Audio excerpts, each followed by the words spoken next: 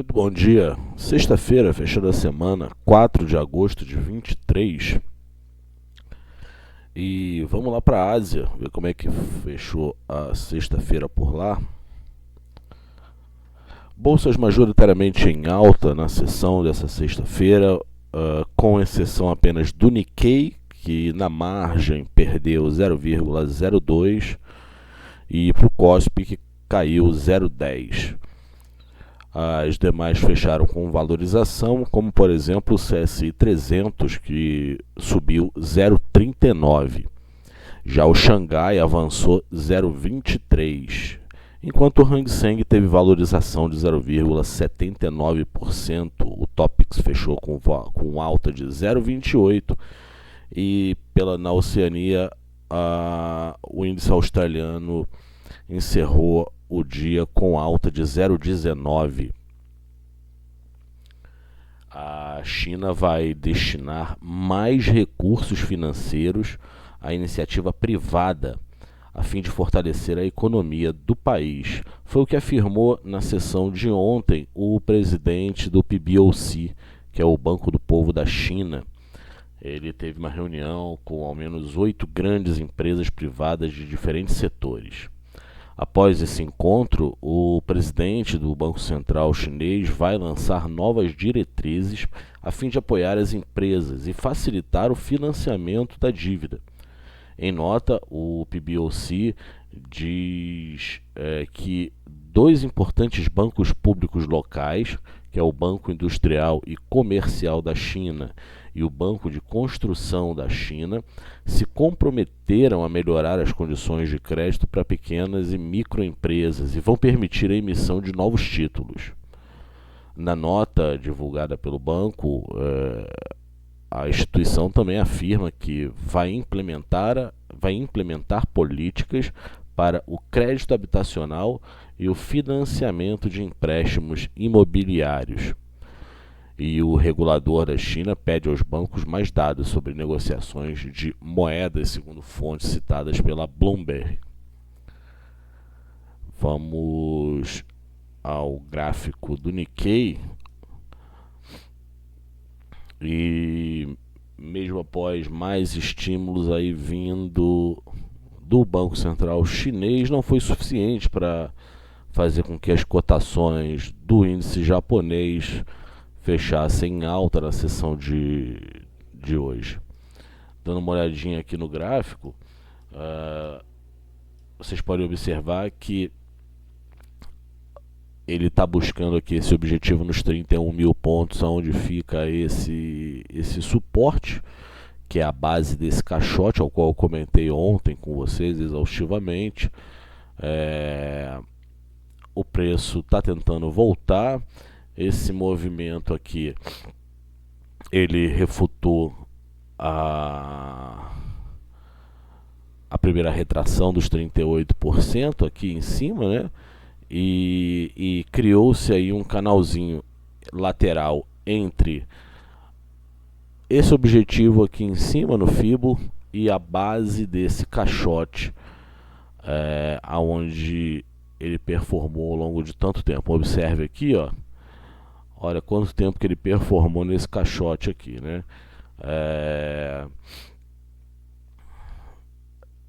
31 mil pontos para a gente tentar aí, ou reverter e aí seguir a queda, ou fazer o pullback no toque dele e aí tentar buscar, quem sabe, os 61% do FIBO que ficou devendo lá em cima. Ele chegou a fazer os 50% aqui, ó, e ficou devendo 61. Então vamos ver, deixa ele recuar lá até os 31 mil se for da vontade dele, né? É saudável. E perdendo os 31, entrando volume. Observe que aqui, ó, o pregão de hoje, olha como é que, deixa eu aumentar aqui, olha como é que o volume foi pequeno, né, no Nikkei. O que a gente tem que levar em consideração no pregão de hoje é que teremos o dado mais importante esperado pelo mercado financeiro, que é a divulgação dos dados de emprego, o payroll nos Estados Unidos. Isso acaba tirando um pouco do ímpeto de alguns índices, de alguns ativos. É claro que a reação na seção asiática hoje é por conta de mais incentivos do governo japonês, principalmente lá pela autoridade monetária, mas a proximidade aí da divulgação do payroll também pesa nesse sentido do operador e do investidor não querer tomar tanto risco, uma vez que agora eles só irão reagir ao payroll no pregão de segunda-feira. Então, alguns players optam por tirar um pouco o pé, principalmente se ele não for estar em tempo real aí com o mercado aberto na hora da divulgação do número, ok? Então, esse aí é o call do Nikkei, que ficou a semana aí praticamente bastante lateral, né? Ele ameaçou a tentativa do rompimento lá dos 38%, não foi feliz, recuou com força. Os volumes desse recuo aí, dessas barras na volta aí, são muito grandes, e agora fechou com pouco volume e na linha d'água aí 0,02, praticamente no 0 a 0 para a bolsa japonesa. Legal? Bom, acho que a gente já pode então passar para o mercado europeu. Lá as bolsas operam majoritariamente em alta. A bolsa alemã, por exemplo, está subindo agora 0,45%. A bolsa parisiense avança 0,7%. No Reino Unido, a alta é de 0,35%. Em Milão, sobe 0,23%, enquanto a bolsa madrilenha avança 0,45%. O único destaque europeu que eu tenho aqui é que as ações europeias tiveram a pior perda semanal em um mês na sessão de ontem, e hoje ela tenta se recuperar. Saíram alguns dados importantes aqui, e o que reacende essa chama aí no mercado europeu, mesmo com a proximidade aí da divulgação do payroll, são números favoráveis vindo aí da maior economia aí da zona do euro, na Alemanha. Saíram os dados às 3 horas de encomendas à indústria na leitura mensal para junho, e o esperado para as encomendas à indústria era uma queda de menos 2%. O número veio positivo em 7%. O esperado menos 2%, o número veio para cima 7%. Isso aí acaba animando os mercados, principalmente a bolsa alemã. Ao passo que também saiu a produção industrial na França. Por lá, a leitura mensal para junho veio pior do que as expectativas. O mercado esperava uma queda de 0,3% em sua produção industrial. O número veio com uma queda de 0,9%. Também saiu a produção industrial na Espanha, leitura anualizada para junho. O número também veio pior do que as estimativas. Aguardava-se uma queda de 1,7%, veio um recuo de 3% na produção industrial espanhola. Saiu o PMI de construção pelo S&P Global, leitura mensal para julho na zona do euro, 43,5 pontos. O número veio abaixo do último número registrado, que era 44,2. O número no mês anterior, 44,2. Agora veio 43,5 pontos. Saiu a produção industrial também aqui na Itália. A produção industrial italiana, na leitura mensal para junho, veio melhor do que as expectativas. Era esperado uma queda de 0,3%, veio uma alta de 0,5%. Na leitura anualizada para junho, o esperado era uma queda de menos 2%, e o número também veio melhor, ele caiu apenas 0,8%. 45 minutos a gente vai ter na zona do euro vendas no varejo, além de conhecer o PMI de construção no Reino Unido. Hoje não tivemos grandes highlights aí que fizessem preço no mercado, apenas alguns números que já foram divulgados no início da sessão europeia. Então logo acredito que a gente possa passar aqui para o nosso gráfico. Esse aqui é a bolsa alemã, que segue ainda performando abaixo do canal de alta. Como vocês podem observar, está fazendo um movimento de recuperação com dados melhores que saíram hoje referente a encomendas à indústria. Tem um range aí muito grande, como você pode observar, dessa retração aqui nos 61, que é justamente o início desse canal de alta até o topo dele. Quando eu passei o Fibo entre a mínima e o topo, o recuo seria até a região dos 14.600 pontos para o índice alemão, ok? Tá bastante distante, a gente sabe. Quando a gente abre a foto aqui, a gente observa que o topo está justamente na formação do topo, né? O topo está justamente dentro do canal de alta. Então ainda muito próximo aí de estar renovando as suas máximas. A gente pode encarar essa saída aí desse canal de alta como um movimento de realização. Lógico, apesar da alta hoje, a liquidez diminui um pouco, principalmente com o passar da hora. À medida que o mercado americano vai se aproximando da abertura, a liquidez vai secando um pouco, porque as pessoas resolvem tirar um pouco a mão e não tomar tanto risco assim para passar a posicionar na hora do número.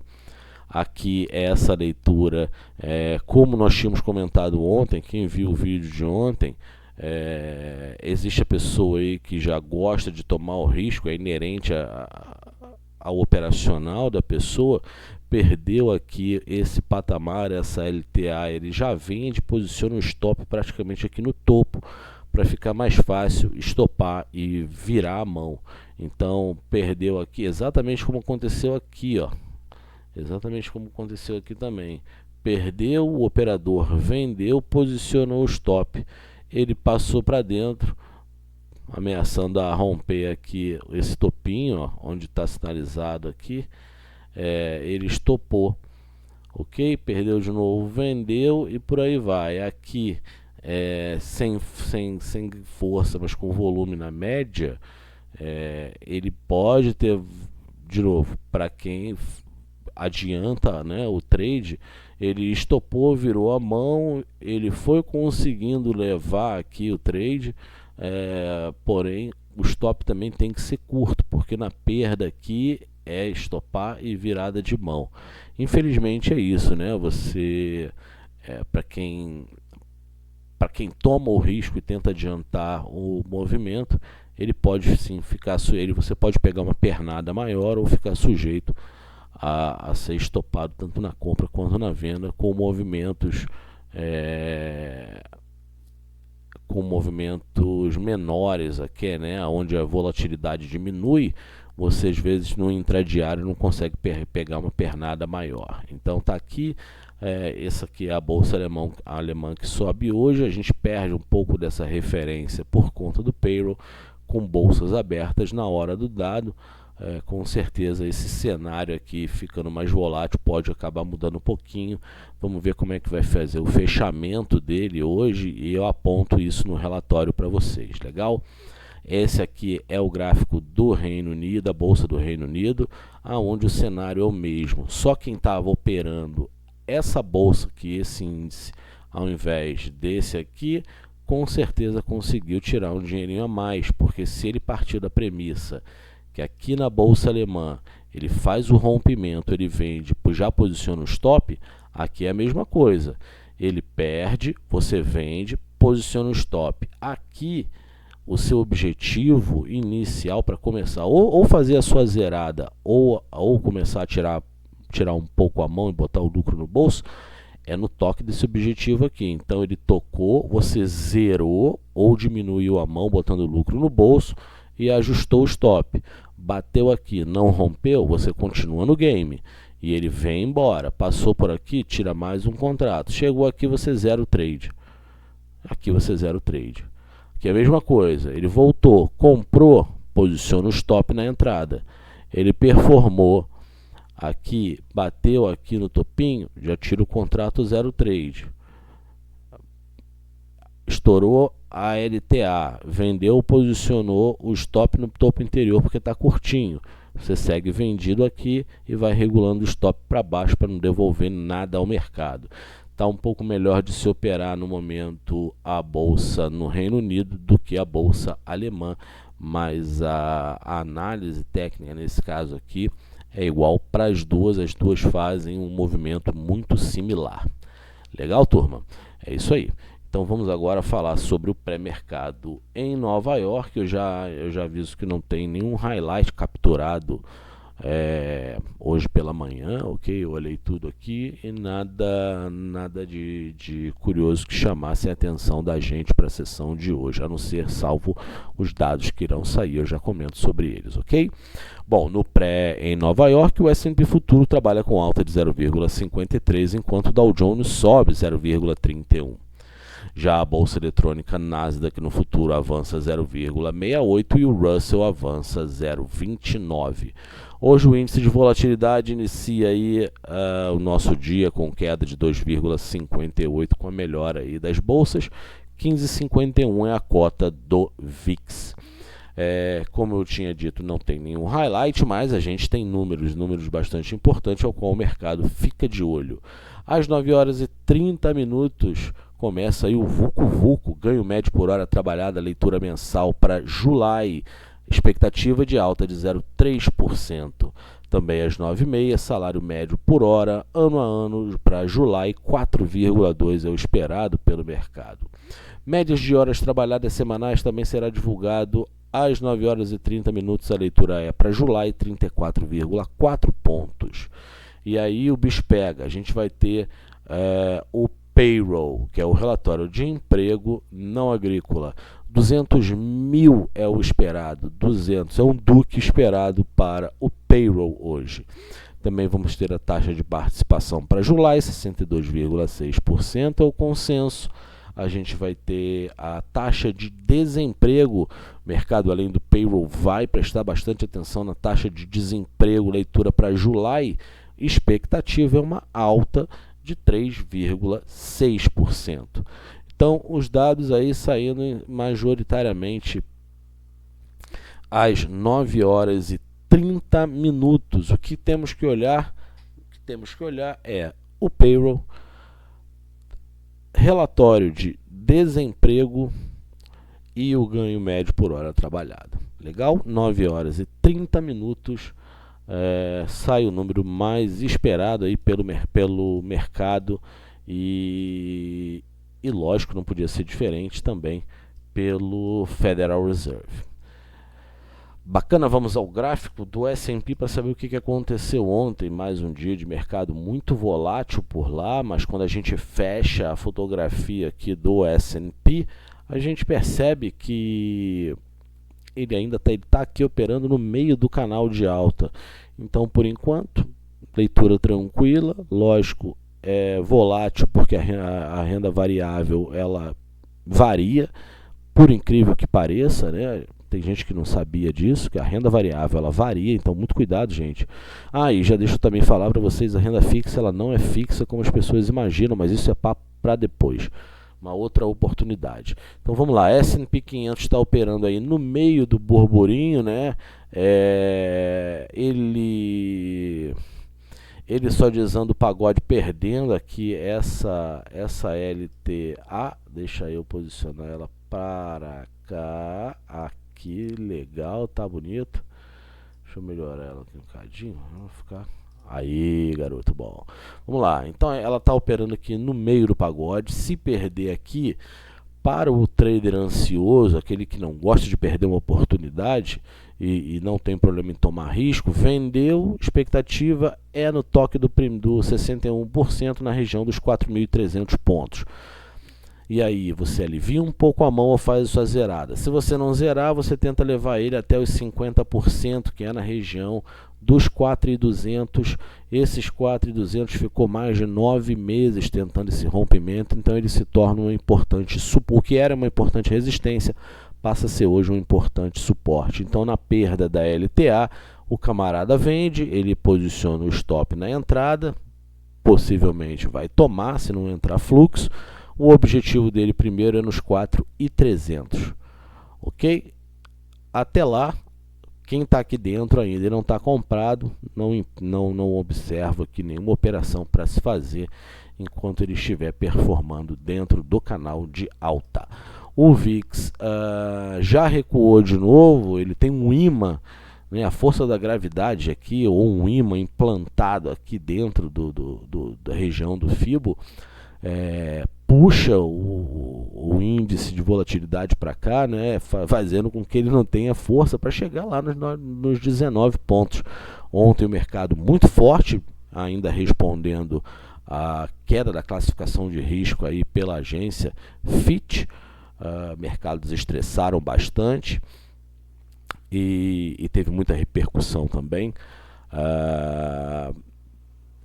Esse evento já tinha acontecido em 2011 pelo S&P, pela agência de classificação de risco S&P Global, e agora foi a vez da Fitch. Então os mercados aí entraram nesse burburinho e o VIX explodiu. Agora não, o imã secreto e misterioso volta a puxar o índice de volatilidade aqui para baixo. Legal? Vamos às commodities. Podemos ir para as commodities? Podemos. O petróleo do tipo WTI opera com valorização de 0,46%, 81,94. Ontem foi um dia de muita força para o petróleo e eu já explico por quê. O tipo Brent sobe 0,69, está saindo o negócio a 85,73.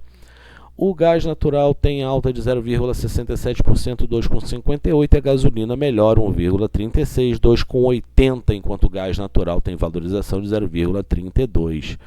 A gente já passa aqui para a referência europeia do gás, com queda de quase 4% na sessão de hoje.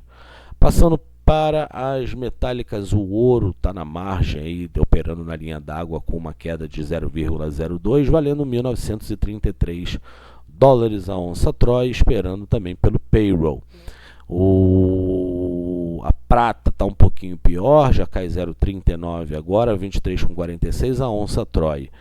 O cobre com queda de 0,73, 3,83. Vamos aqui ao highlight do mercado de petróleo, porque ontem teve muita volatilidade, muito maior inclusive do que nós já estamos acostumados a ver.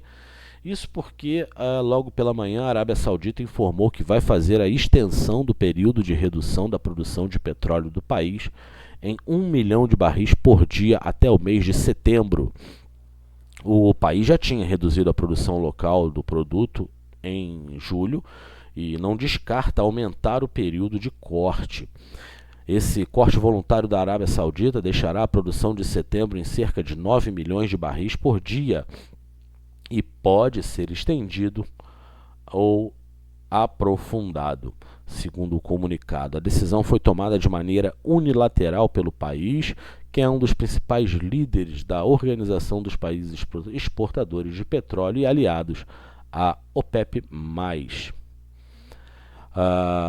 Finalizando aqui no highlight, o porta-voz do Kremlin disse: não podemos acreditar nas declarações dos Estados Unidos de que estão dispostos a facilitar as exportações russas se Moscou retornar ao acordo de grãos.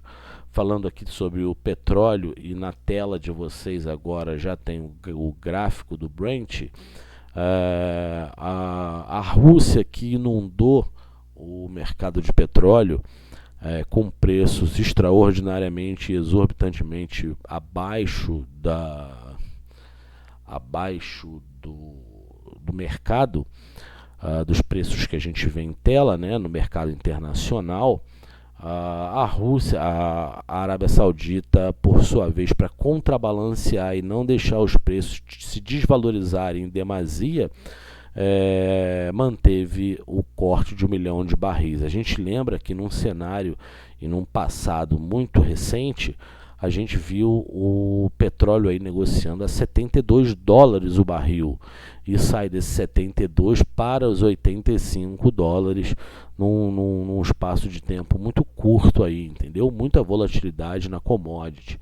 Então a expectativa é pela manutenção desses preços na faixa dos $80 para o barril do Brent e na região também dos 78, $80 o barril do WTI.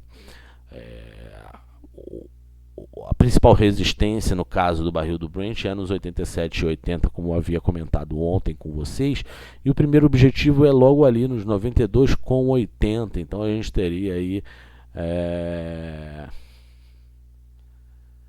mais $4 de spread para se ganhar aí após o rompimento. O que nós temos que prestar atenção no mercado de petróleo, pessoal, são justamente as estimativas para o final do ano, que é para a gente entender que se a amplitude dele aumentar muito, a gente tem que ver se as revisões serão feitas.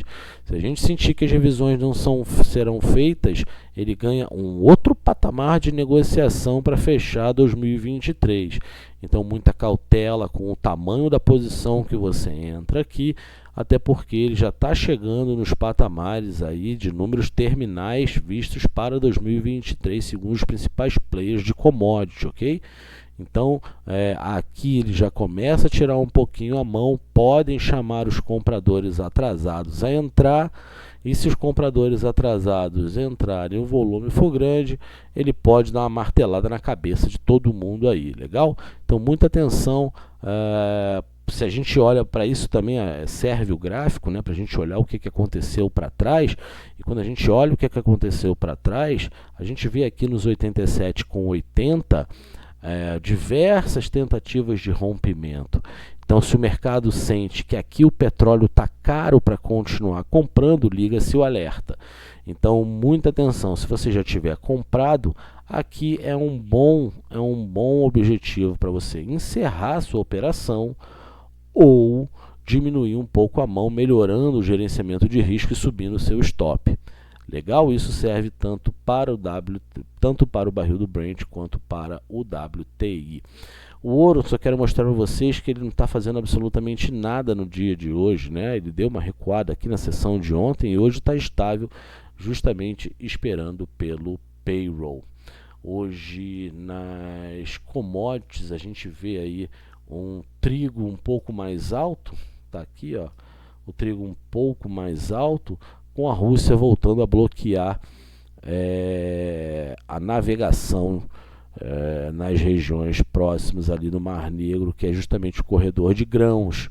E como eu li aqui, hora por último aqui, a nota do porta-voz lá do Kremlin, dizendo que não pode se acreditar nas declarações dos Estados Unidos de que estariam dispostos a facilitar as exportações russas se Moscou retornar ao acordo de grãos. Eu já havia escrito aqui anteriormente que a Rússia acredita que nesse momento é ela que dá as cartas nessa importante região. Então, particularmente na minha análise, eu acho que eles não irão ceder assim de forma tão fácil a retornar ao acordo de grãos. O milho é a mesma coisa. Ele fez aqui, ó, ele encontrou esse suporte aqui, veja. Vou até aumentar aqui, ó. Vou deixar bastante sinalizado aqui, ó. Pronto. É basicamente o mesmo movimento, não teve força para romper, acreditando-se que o preço aqui já estaria barato, está fazendo um pullback com as notícias que saíram hoje por lá. É isso, encerramos a semana e eu não posso deixar de agradecer a companhia de todos vocês no nosso panorama. Hoje eu já começo a fazer o relatório com o que de mais importante aconteceu ao longo dessa semana de agenda bastante cheia, trazendo volatilidade aos mercados. Quero desejar a todos uma excelente jornada no pregão de hoje, bons negócios e, claro, fechando o dia de hoje, desejando a todos vocês um excelente final de semana. Quem puder, descanse com a família, porque segunda-feira temos um encontro marcado aqui para mais um Panorama. Muito obrigado a todos, um bom pregão e um ótimo final de semana. Até segunda.